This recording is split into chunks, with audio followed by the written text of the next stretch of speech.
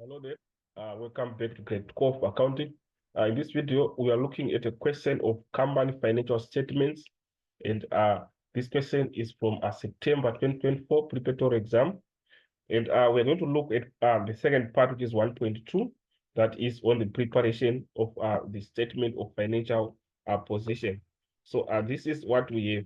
So if you go there, you'd see that we are given you are provided with information for the financial year ended 29 February 2024.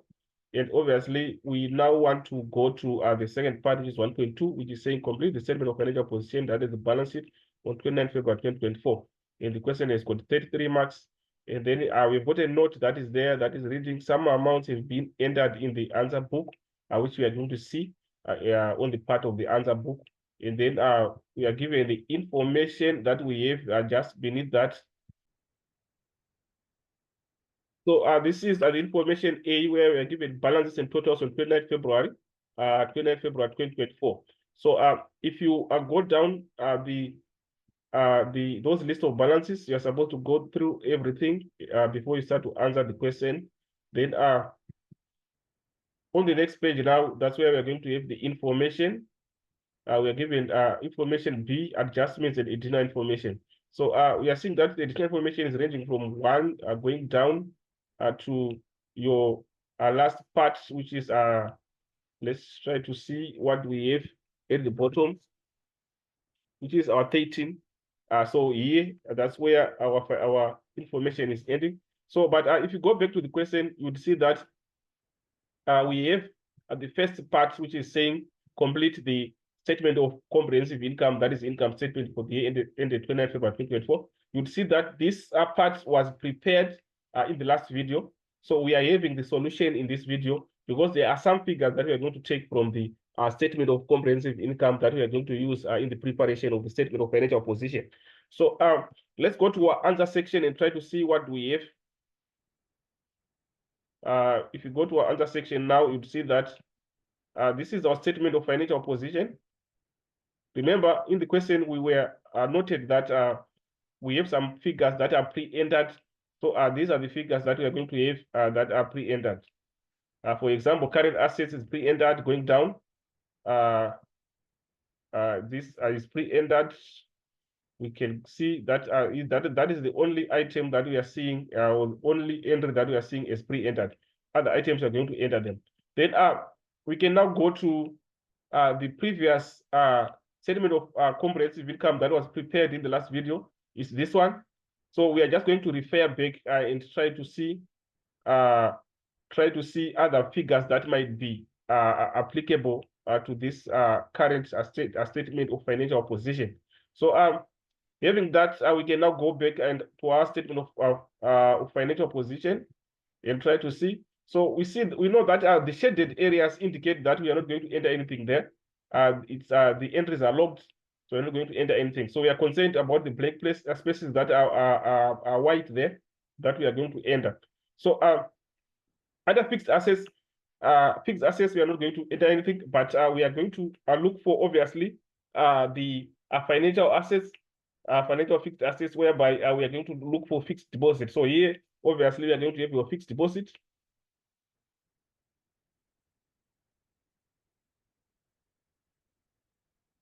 So we go to the question. We go to the question and try to see what we have in terms of fixed deposits. We go down, we see that fixed deposit is here. It's 0. Of course, this is the previous year. This column is representing the previous year, and this column is representing the current year. So what we are saying is for fixed deposit, it's 0 on the previous period, so it means there was nothing. But in the current period, it's question mark, which means we are not given, we are supposed to calculate it.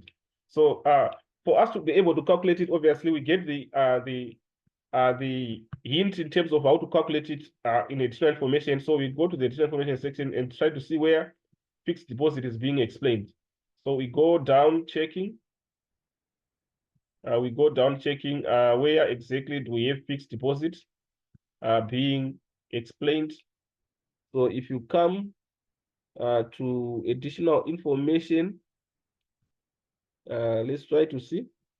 Right, we have let's try to see. This will just try to check item by item. Where exactly do we have our fixed deposit? So you have to start from the beginning, going down.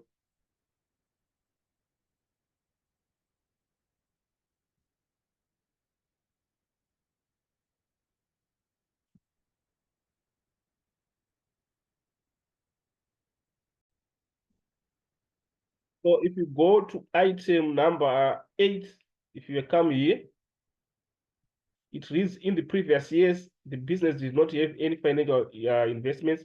On 1 May 2023, they invested into a fixed deposit account at 9% interest per annum. The interest is not capitalized and was correctly recorded. So what does it mean? Remember, the interest on a fixed deposit is our interest income. So we find it in the statement of comprehensive income. So we are going to go to the comprehensive income that we prepared in the last video and try to see what's the value of interest on income. Then obviously we calculated using 9%.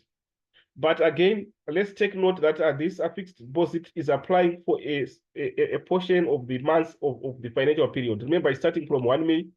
And we know that our year, we can, if you try to go back to the beginning of the question, you'd see that our year is ending on 28 February. We can just recheck.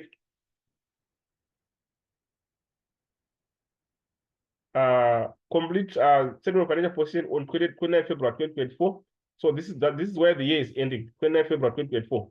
And this fixed deposit came around, it was on 1 May 2023.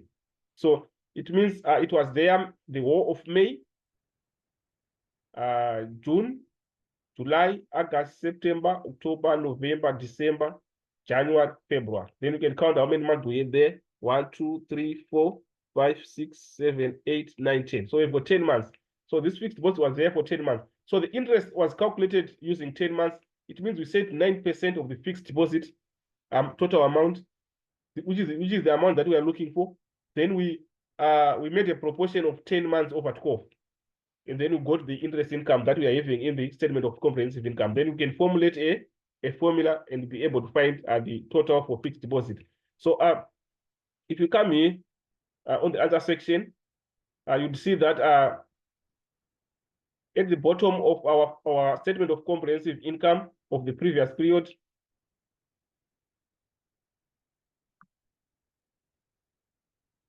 we are given interest income here is 94,500. So we now know it's 94,500. That's the interest income. Then we come back here to the question and try to check the figures that you are given there.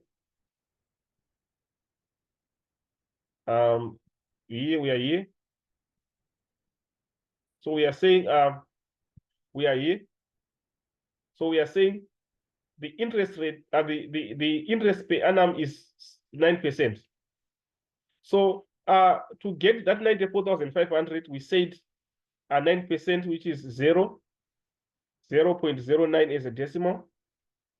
We multiplied by the fixed deposit.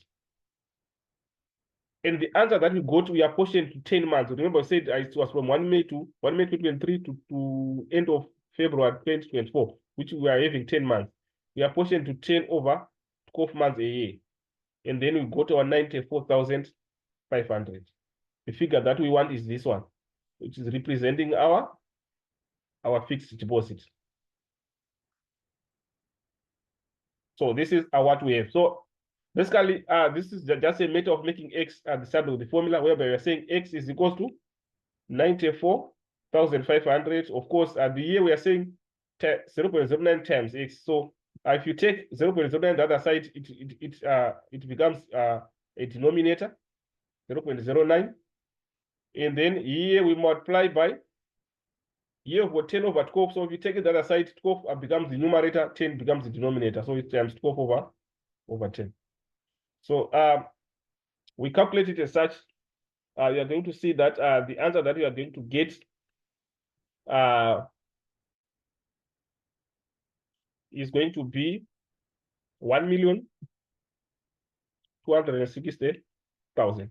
So this is going to represent your fixed deposit. So on the other section, we are just going to summarize as such, whereby we are going to say 94,500 over 0.09 times 12 over 10. So exactly is that. So we go there on the other section and enter it as such. We are here.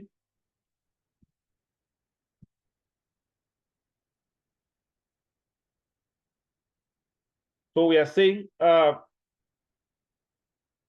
94,500 we multiply by 1 over 0.09, and then we multiply by 12 over 10. As simple as that. So we calculate it as such, we get your 1,260,000. Right, so that's what we have. So we are not going to calculate our total for non-current assets because we are having it logged there. It's being shaded. So we can skip that one and go to current assets now. So on current assets, we are going to check which current assets, obviously, are we having in the question. Let's try to go there.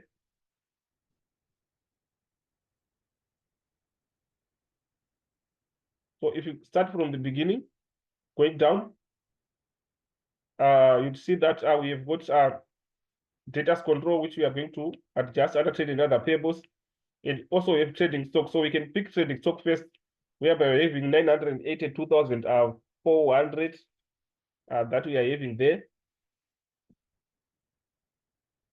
Right, 982,400 is the figure for trading stock that we are given there. So let's just try to see in the additional information, what do we have? So the figure for trading stock that we are given is 982,400. It's the figure for opening trading stock. So the figure that we are going to put in the statement of financial position is the figure for closing trading stock. So we find that figure in the additional information. So we come in the additional information and see that we have trading stock. We are going to put it as our inventory. It's part of our inventory, and our trading stock here is we have got 923,200. And then we have got also stationery. But stationery, we are given a figure that was used. We want the figure of stationery that is left at the end of the period. So let's try and go and pick this figure for stationery that we are given in the list of balances. You see that stationery that we are given is 68,300, indicating stationery that was bought.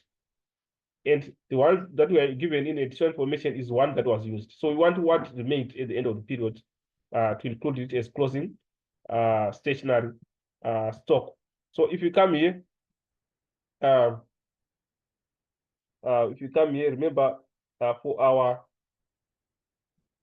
stationery, the figure that we have is 68,300. 68,300. So we are saying 68,300 is the figure that was bought, and this one is what was used. Remember, to get what was used, you say what was bought minus what is remaining at the end of the period, which you can regard as X, and then you get what was used, which is 58,520. So obviously now we want to find our X. We are going to take our X. The other side becomes X, positive X. This one is negative X. We take it the other side, becomes positive X. We take 58,520 the other side, it becomes a negative. So it becomes 68,300 minus 58,520. We calculate it as such. We now say 68,300. We subtract 58,520. We're going to get 9,780. So 9,780 is the stock of stationery at the end of the period. So we are going to add this one plus this one, the stationery plus the trading stock. Then we get the total at the end of the period. So we go there in our answer section and adjust that.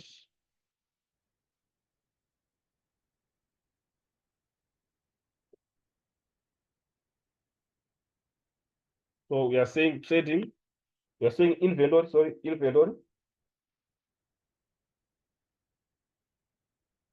we add trading stock and stationery at the end of the period. Our trading stock figure 723,200. We add 9,780. And then the figure that we are going to get is 932,980. And then this is what we have now. And then we go to the next one. Now we have got trade and other receivables. For trade and other receivables, obviously we are going to start with the figure for debtors control, which obviously we are going to get in the additional, in the list of balances.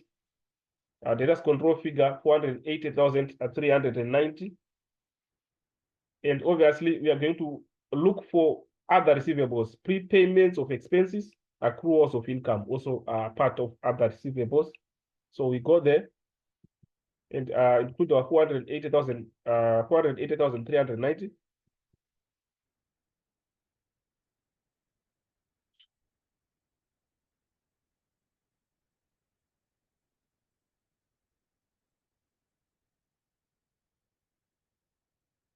Right. So that's how we are here on trade and other receivables. So what we are going to do is in brackets, we're just going to show the working by saying the figure for debtors control is 480,390. But obviously, before we go any further, we would like to reduce with the figure for provision for bad debts for the current period. Remember, we are supposed to subtract the figure for provision for bad debts for the current period from the figure for debtors control to get the net debtors control figure. So that figure we are supposed to subtract is for provision for bad debts. But if you go back to the list of balances, you are given provision for bad debts for the previous period, which is 24,000. And you're supposed to see, did it increase? According to this question, it was an increase, and we're given the increase here. We come here. We see the increase that we are given. We're given an increase of 6,500. So it means 24,000 plus 6,500. Then you get at the level of provision for doubtful debt for the current period. So you're saying 24,000 plus 6,500. We add that, we are supposed to get your 30,500. So this is the figure for provision for bad debt that we are supposed to subtract there. So we come here, we are saying minus 30,500. So having adjusted that one, we go now to the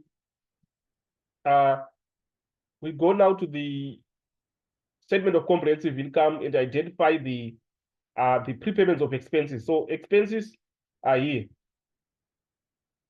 We are seeing that wherever we are having an addition, it gets a prepayment. Like here, we've got audit fees. We are adding.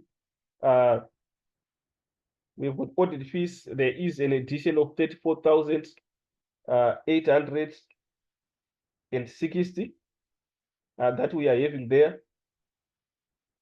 And also we are having directors' fees, whereby remember we are looking for prepayments. So prepayments, remember, prepayment of expenses, we are supposed to subtract them. So the ones that we are subtracting are the ones that we are picking. We have got directors' fees. We are subtracting 131,760. So this is the one that we are picking as one of the receivables. So we are taking this one. And we are seeing that that's the only one that we are having there. 131,760. So we can go there and add it as a prepayment of director's fees. And we are saying plus 131,760. And obviously, we also have to go to additional information to see if you have got any other adjustment that you can include under the calculation of trade and other receivables. But if you come to item 9, transfer a creditor's balance, debit balance of 3,200 from the creditor's ledger to a account in the debtor's ledger. So remember, This amount, it means in the creditors ledger,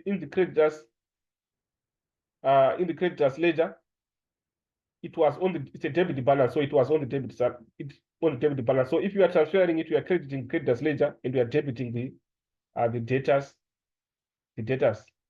So when you debit it, it's an increase of the debtors, and it's going to be an increase of the trade and other receivable. So we are going to add our 3,200 again. So we come here.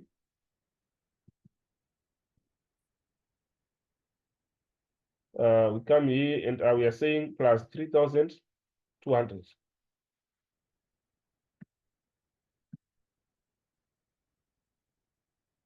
And then if you go again, additional information, we've got something which is remaining there. We go to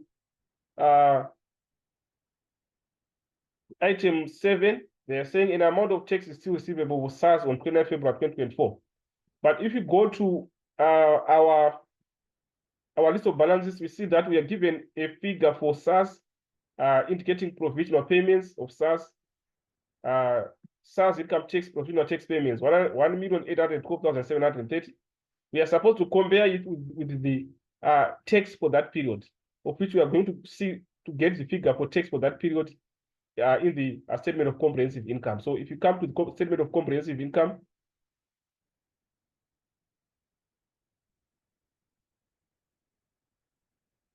we are seeing that the figure for income tax is 1,750,000. So 1,750,000, we are going to compare it with the figure for the provisional payment. So we are saying here we've got 1,750,000 indicating the tax for the period. But what was paid is 1,812,730, which means we paid more than what was supposed to be paid. So it's a payment in advance. So to get the payment in advance, we now say 1,812,730, and then we subtract 1,750,000. We do that, we are going to get 62,730. So this is the figure for an advance payment for tax, which is a receivable also. So we are supposed to include it there. So we go to our statement of financial position, and we are supposed to add again here our 62,730. 62,730. And obviously, this is our last adjustment for trade and other receivables. Then we can calculate. So the answer that we are supposed to get here is 647,580. So basically, we are saying 480,390 minus 30,500 plus 131,760 plus 3,200 plus 62,730. Then you get your 647,580. Then lastly, obviously, we are left with our cash and cash equivalents. Cash and cash equivalents.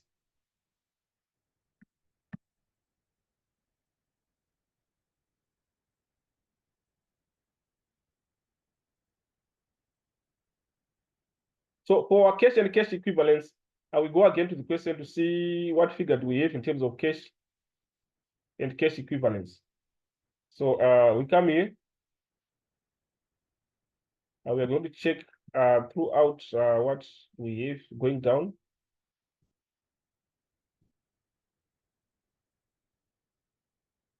And we are seeing that we do not have anything to do with cash and cash equivalents. So if you don't have it, it means obviously we are given here as bank favorable balance, and it's a question mark. So if it's a question mark, it means we don't have the figure. So obviously we're going to get it as a balancing figure. So we go there. Remember, we are given the total for current assets. So we can find the figure for cash and cash equivalents by saying 3,429,700 minus 932,980 minus 647,580. And we are going to get 1,849,140. So that's enough on our current assets. Then obviously we are not going to get our total asset figure because some figures are missing. We don't have the non-current asset total. So we go there for equity and liability section, whereby we are going to start with ordinary shareholders' equity, which we are going to leave blank there, and then we go to the first part of ordinary first part that we are going to enter there. It's ordinary share capital. Ordinary share capital. So here you have given ordinary.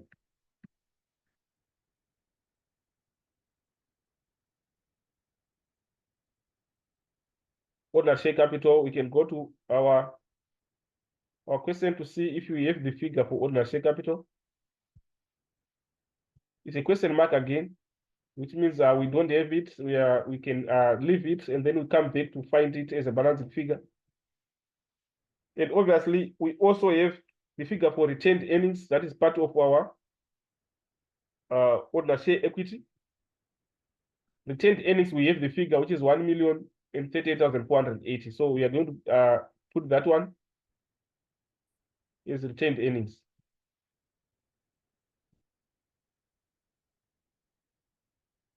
So we are saying retained earnings.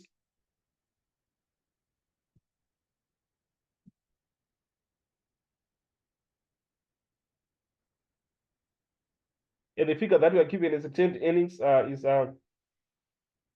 1,038,480. So we can leave that one. We're going to come back to find this figure and this figure. Then we go to non-current liabilities. Non-current liabilities, obviously, we are going to have a loan. Let's try to see.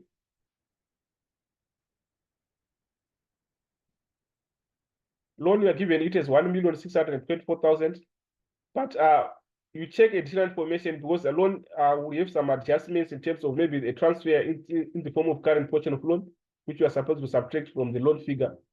So we go to additional information to see what is the loan saying. We've got item, it's item 10. It's saying loan for Ruby Bank. We have got all transactions with respect to the loan was recorded. Then interest on loan is capitalized.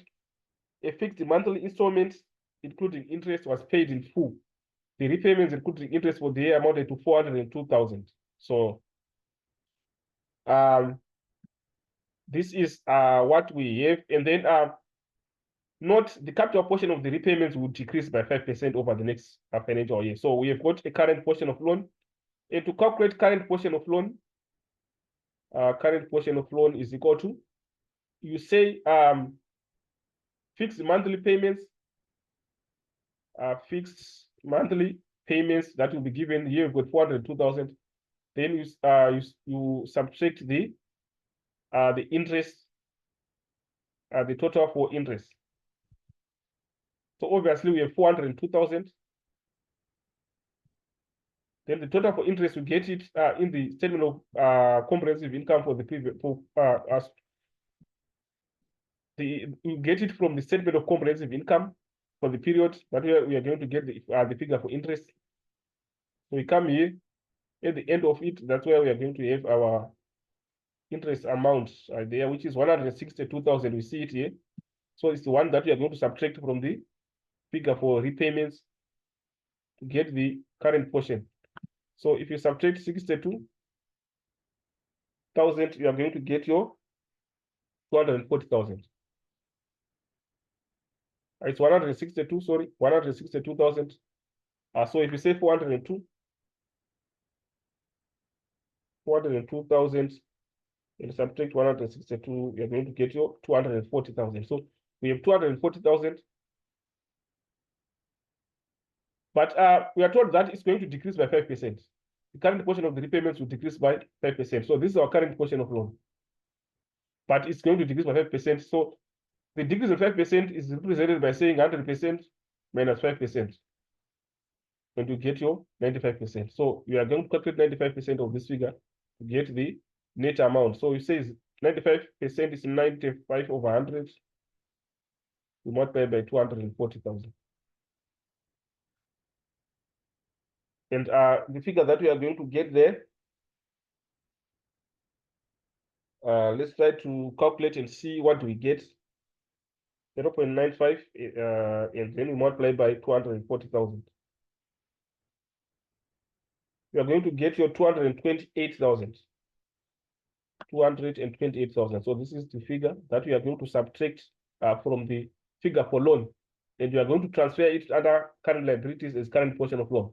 So this is what we have. We go to the other section.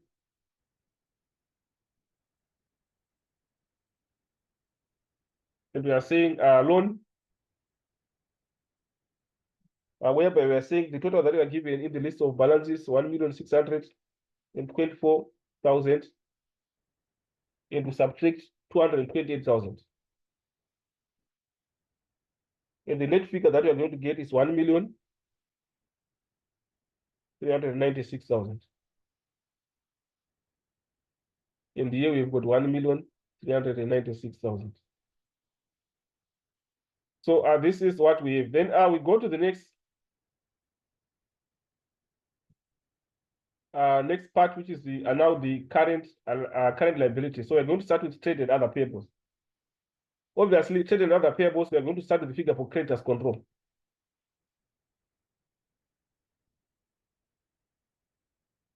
Creditors control figure we are given it here is 1,024,565. So we can just start with that figure.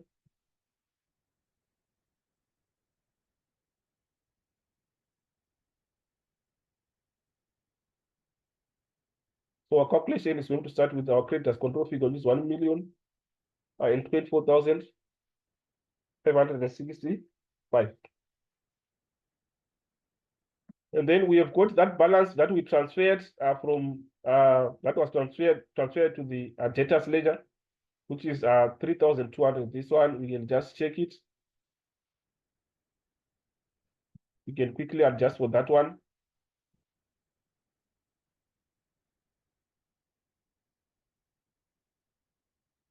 We can just check it in the additional information.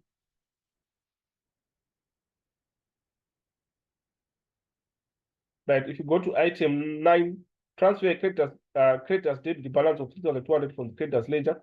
We here counted the debtors ledger. Remember, it's a debit the balance in the creditors ledger, so we have to credit it. So by crediting it, it's going to be an addition. So we come here, we add that one. So we are saying plus 3,000, 3,200. And then we can also try to check in the statement of comprehensive income the other payables that can be there. Remember, other payables, we're talking about accruals of expenses. And whenever we have an addition, like here, audit fees, we've got 34,860. It's an accrual of an expense we are supposed to edit. So we come here, 34,000. 34,860. So remember, other payables include accruals of expenses or prepayments of income. So we can go again on the other income section and try to see where we subtracted to represent our prepayments of or in advance of our income. To represent our in advance for income, what we received in advance. We come here, we check there, we have got rent income. The one that we are subtracting, 12,700 was a income that was received in advance of 12,700. So we are supposed to add this one, which is 20,700. So this is the only one that we have. This is the only one that we have. So we can just go there.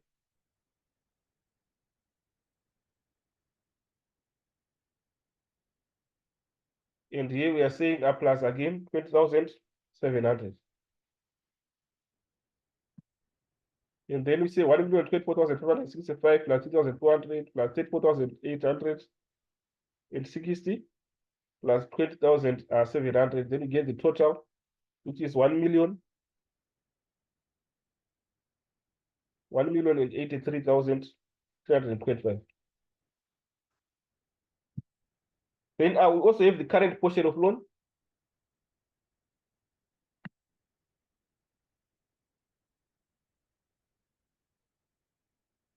Which we found is 228,000. And then lastly, we are going to check for shareholders for dividends.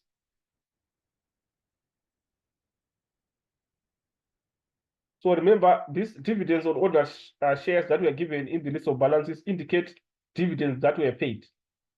Remember, dividends consist of interim and final. We have interim and final dividends. So if you add the two, you get the total for the period, dividends for the period. So the ones that will be interim will be the ones that we see being paid there is 260,000.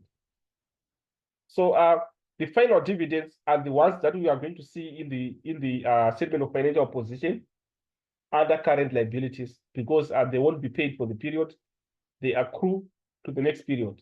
So all final dividends are declared at the end of the period. So there's no way that they can be paid at the end of the period. They will accrue to the next period as an accrual. So we show them under current liabilities. So we go to additional information to find what was the total dividends for the period, and then we subtract the interim 260. So that will be left with the final that we need to put in the statement of financial position under current liabilities. So this is what we have. So if you go to our additional information, we go to item this is 11. Total dividends for the year amounted to 745,000. So to get the final, we are given the total. To get the final, remember, to get the final, we said interim plus interim 260,000 plus final, and then we go to our 745. I will just try to recheck the amount. And then we go to our 745,000. We are seeing it there. And then we go to our 745,000. Then if you get 745,000.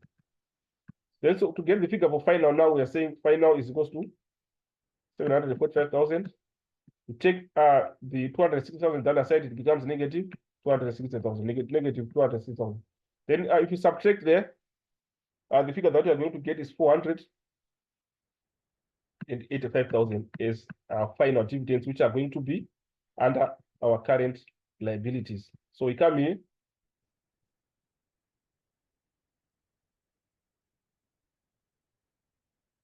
So we are now saying our shareholders for dividends.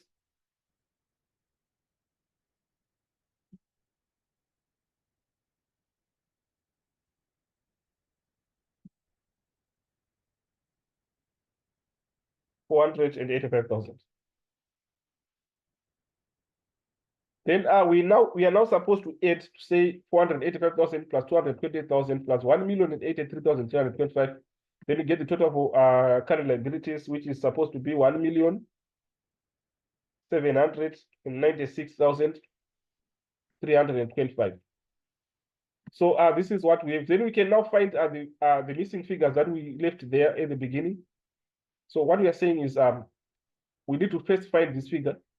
That is our order shareholders equity. So to find it, remember, to find it, we are now saying we should have the total that is representing, so that we can be able to find that missing figure. But yeah, we can always try to see additional information if you have got a hint that can lead us to that figure. So if you come to the last item, is saying total capital employed after all adjustments were processed on 29 February 2024 was 16,176,000 here. So this total capital employed is equal to shareholders equity plus non-current liabilities. So this what we have there representing our our total capital employed. So we go there, we take the figure 16,176,000. 16,176,000.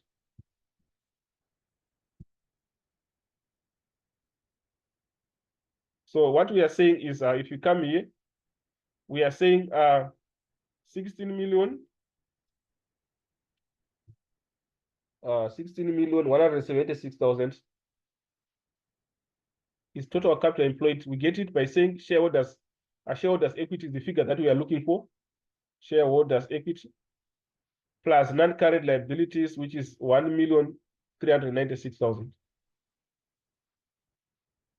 So we want the figure for shareholders equity. We can make it start with the formula. So it remains as shareholders equity is equals to 16,176,000.